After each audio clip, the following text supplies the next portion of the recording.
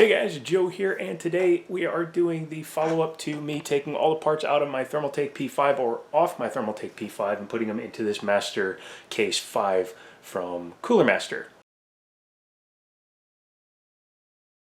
So many of you that have been watching my videos for a long time will know that my first real custom build was on a Thermaltake P5 chassis. It was my original, I called it Red Devil. I didn't realize XFX does a Red Devil power color, whatever they call them.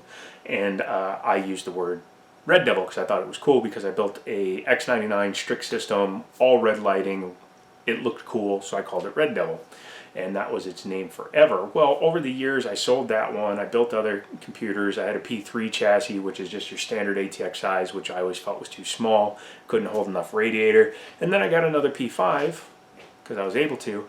And you know what? It's just, I'm not liking the way the hard drives mount anymore, because they go onto the back. Actually, here, I'll show you. So the hard drives mount onto the back of the chassis, but you can see that brace there. That's for base mounting the computer. Well, they get in the way of actually connecting the drives up, as well as the brace for the hard drives themselves gets in the way of actually connecting the SATA and the power cables to the back of the hard drives. It's kind of like wanting you to go full SSD, but yeah, I don't like that anymore, so I'm abandoning that. So what I decided to do was go back to a regular case. Now, this isn't exactly a regular case, because the Master Case series is very customizable. Like I said, this one has an RGB panel. It also has its original acrylic panel, but I'm not using that. Has a lot of adjustability when it comes to front ports and drive bays, because it came with a 5 1/4 and a couple extra 3.5-inch drive bays, which I took out because I'm water cooling, as well as a drive cage down here, and your SSD mounts on the back. And I decided that I wanted my system to have a nice home. Now, it's not the newest system, it's not the greatest system in the world, but it's a decent system. It's got an X99 5820K with 64 gigs of DDR4 RAM and a GTX 1080 Ti. I think that's great. If you actually watch in the next video you see, I'm actually going to discuss how I got this GTX 1080 Ti for only $300, so make sure you check out that video when it comes out. But I went ahead and I kind of goobered it together. It's running a single 240mm radiator up here. You can see one of the fans is up here because I went with soft tubing, and the elbows I used, it can't clear the soft tubing to mount the second fan, so I couldn't put the top on it. Didn't care for that. I want to run a 360 in the front and a 240 up top. So that is today's goal, is I'm getting it prepared. I have an Ice Decker D5 pump coming from AlphaCool, as well as a manual controller for that pump, because I don't know if I'm getting a PWM or if I'm getting the one that's direct vario, so we'll see which version it is. So just to be safe, I ordered a manual controller for that. I'm going to remount the res, because I'm going to put a 360mm radiator. I'm going to put a 360mm radiator here, and yeah, so it'll all be hardline tubing as well, because I'm going to mount the Ice Decker back here and turn it so that this port will actually feed directly into the in port. So that will be good, because the Ice Decker has 2 ins and 3 outs, which also means I don't have to run T-fittings like this anymore either. I can just run a straight fitting down through the bottom of the case. It's hard to see, let me turn it around. But this system does have an actual drain, so next thing to do is I got to drain this fluid out. This has SysPrep in it that I've been running for a few days, so well past the 72-hour requirement. So that means that radiator is good. However, I think I'm going to save it and rerun it through the system, because I do have to run it through the 360mm radiator, because all I did was rinse that out with hot water and soap. So first thing to do is drain it. I've shown how the drain works before, so I'll just come back when it's drained. So now's the critical time where we need to plan out how the new loop is going to go. As I said, I wanted to add more radiators, so I have a 360mm radiator in there. And yes, it is designed to take it, but I have it a little bit different, because technically it should be a 420mm radiator, because I have 3 140mm fans in the front. And I am going to be pulling the Thermaltake stickers off of them. However, I just wanted in there extra cooling, way more cooling than this chip is ever going to use, because I don't overclock it that much anymore. I'll do it like a synthetic benchmark, and then I'll always back it down. I run it at about 4.4, 4.5 for daily driving, which is decent for an old X99 chip. but it's a entry-level 6-core. I mean, it's a 5820K. If I had like a 5960X 8-core or a 6950X, I'd be even happier, but those are still kind of expensive. So what I'm still waiting for is the ice decker, because I have to figure out how I'm going to mount that.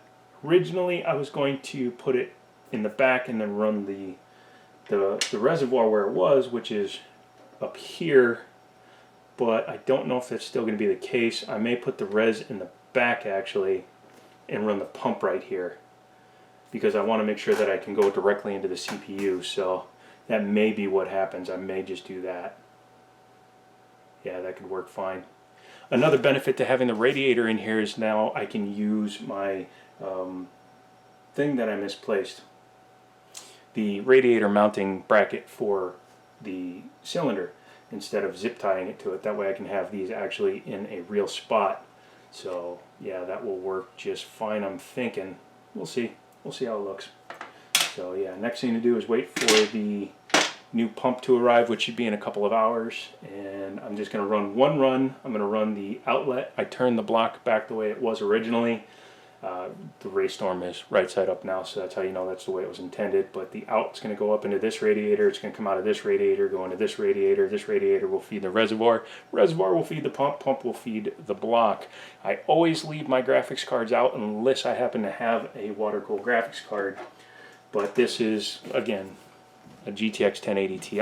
It's a good card, so I have no reason to take the cooler off and water cool it. It doesn't run hot, and I also want to be able to just pop this out so I can pop all the other cards, and then this can be a card testing rig that eliminates bottlenecks for the most part. Obviously a 2080 Ti would probably overwhelm this pretty easily, but 64 gigs of RAM, 6-core processor overclocked, and all that fun jazz, it should do okay on its own. I moved the drive bay over one slot. It can adjust forward or back. The 1000 watt Supernova is down there in the bottom. This was one of my best deals. I have 2 of them. I got them for $50 a piece. Yes, they're X mining units, but as I said in a previous video, I put them on a kilowatt meter and they're running perfectly within their efficiency curve. So good there.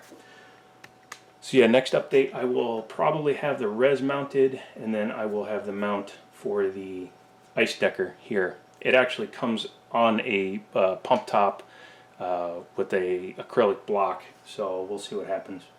But yeah, as long as I can mount that, that'll be fine, because the 2 hard drives will be here. They'll get passive air from around the sides of the radiator, as well as whatever air comes through the radiator. These are both XSPC radiators, by the way. I like them. They work good, even though this one's got a ding in it. You won't see it once the pump is mounted, so yeah. Now's the waiting game. We'll come back. Slow goings. I've been planning out the loop, and it's going pretty well. I'm doing simple bends. I don't want to do anything complicated. I could have done this one in one piece, but it actually comes out, bends, up, and then bends, because I wanted to clear enough room for the fan to fit on this radiator so that I can put the appropriate top back on the case. So I had to make sure that this would actually wind up clearing. And now that I have, I'll demonstrate that the fan fits. So there you go. It just barely fits in there. I had to wiggle some stuff, but it's going to look even better now, because now it'll have both the fans here where they're supposed to be. So yay! Still waiting on my pump to arrive, and I have decided that the res is going to come on this side, or in the back, excuse me. I don't know what I'm saying. And yeah, so that'll be on there. Probably just going to do a piece of soft tubing for that. I do have to replace this one though. The down tube broke going for the old reservoir for some reason, so I need to change that. But yeah, I'm going to keep going. I'll come back once I have the pump here, and then I will route that into there. So here it is. It's the Alpha Cool VPP blah blah blah. Still sealed, which is nice. Thought it was a D5, but it's a 655, which is still a decent pump. And check that out, huh? Doesn't that look pretty? Well, you can't really see it, but how's that? And it is variable, so that's good. Except for now, I'm going to have to mount it in a way that I can get to it. So I can come in just in right through the top and come out the front. Thinking something. We'll mount that right there. And I might have to run a smaller res, guys.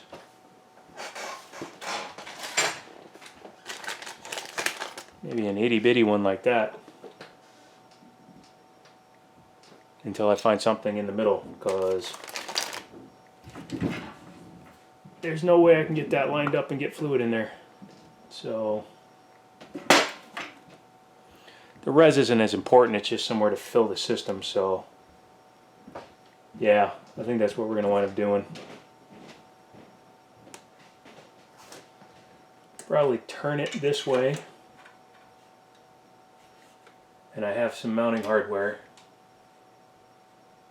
So yeah, I'll mount it right here, and then for now I'll just mount the res right above it, unless I have another res. Hold on a second, I'll be right back.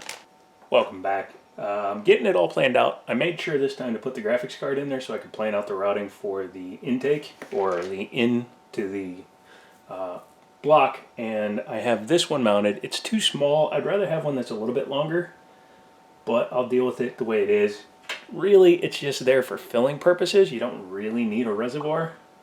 And then it's going to come out of here and just 90 into this one here, and then I will have this drain here. We'll have a T-fitting and a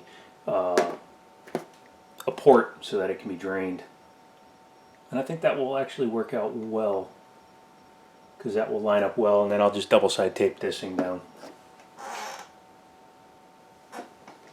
Yeah, a couple more bends to go. I've been getting lucky. I've been able to use some of my offcuts from other builds that I've done. That's why you don't throw them away. This will work fine. All these were old used pieces, so we're doing good so far. And then just need to...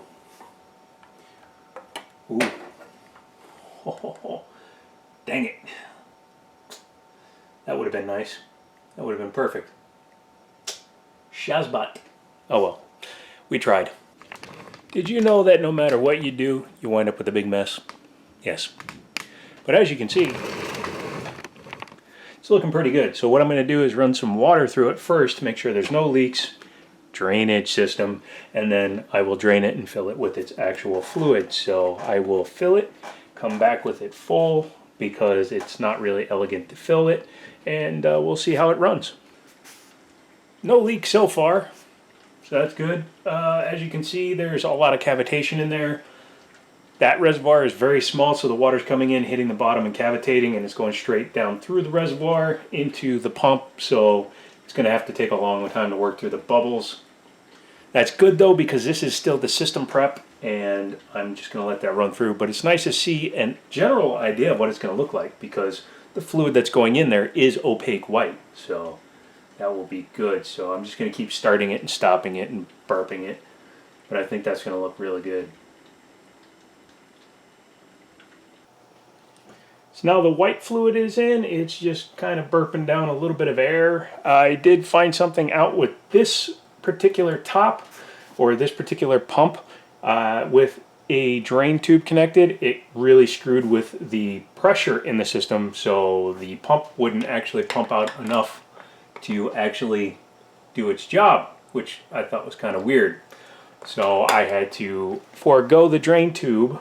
But what you can do, as long as you have the top sealed, you can usually take off one of these fittings without losing too much fluid. I'll be doing this one since it's clearly right here on the edge of the motherboard. Not the motherboard, but the edge of the case. I'm not going to worry about the cables being sleeved or anything like that. I do need to go ahead and reinstall the graphics card and get it booted up and tested. I've changed a couple of things, as I said, with like the lighting, with the fan being brought inside the case, and the front 140mm fans. So I need to get that all, make sure that's working. I need to put the drives back, clean up any dripping that it's been doing, which it did a lot of, and then we will see how it looks. So next time you see it, it will be in my bedroom, set up so that I can go on bed rest, which I've been trying to do for 3 weeks. And I haven't been able to make myself do it because, you know, reasons. Yeah, based on what I'm seeing here, it's running really well. I like the way that pump looks actually right there. I wasn't sure if I was going to dig it, but I do. But as you can see, I tried to parallel the tubes as much as I could in order to give it a clean look. The black and white with the Tai Chi, and then these fans are actually white, but on camera they tend to look blue. LEDs are kind of hard to get correct. Yeah, still nice and clean. You look down here, there's no real cables visible. I wish there was a block off plate. I may wind up making one out of plexi, but otherwise, yeah. So you got 3 140 millimeter fans right there blowing air onto this radiator, and 2 120 millimeter SP fans blowing air up there. As you can see, it goes pump, block, block, radiator, radiator, radiator, res, pump. So by the time the fluid gets back to the pump, it is very, very cooled. And yeah, I'm using a medical table to keep my monitor on because it allows it to be over the bed. And the reason why that is necessary is because my neck, I have herniated discs, and who knows how bad they are. I know they're really bad, as well as nerve damage and degenerative nerve damage and all that fun crap that goes with being disabled. Turning my head that way for long extended periods of time actually causes my whole left side to start spasming because of the nerve blockage.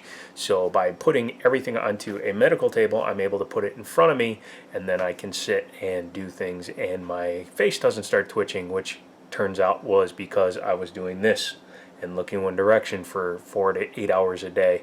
So yeah, don't do that if you can't. But let me show you what the temperatures are running with a 600 millimeters of radiator. Yeah, that is nice and cool. That shouldn't run much hotter than that because it's only running a 4.2 gigahertz overclock. I know it says that because it's not actually doing anything, but as you can see, 4.2 gigahertz. I want to run a Cinebench with the new cooling setup, and we'll see what it runs.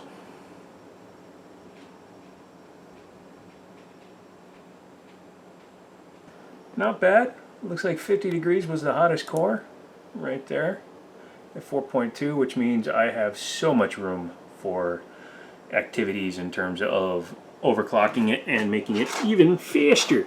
Yes, much faster. I think that's a good enough example of why water cooling is fun and works well. If you have any questions, leave them down below. If you have any comments, leave those down below. Thank you guys for checking this one out. I know it was broken up and kind of weird and didn't look right, but hey, now that it's all done, I have my personal rig and probably my favorite build so far. It's probably the cleanest one I've done in a long time.